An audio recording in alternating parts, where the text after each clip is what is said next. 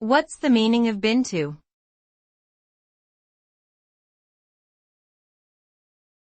Been to.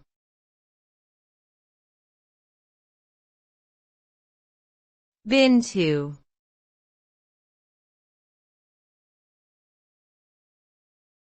Been to.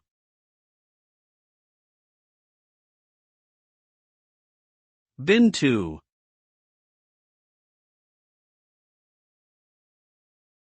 Been to is a term used to describe someone who has visited a particular place or destination in the past. It is often used to denote a sense of familiarity with a location, indicating that the person has had first-hand experience of its features and surroundings. The term can be applied to any kind of travel, whether it be for business or pleasure, and can refer to both domestic and international destinations. For many people, being able to say they have been to a certain place is a point of pride and accomplishment, as it suggests a broad range of experiences and a willingness to explore new horizons.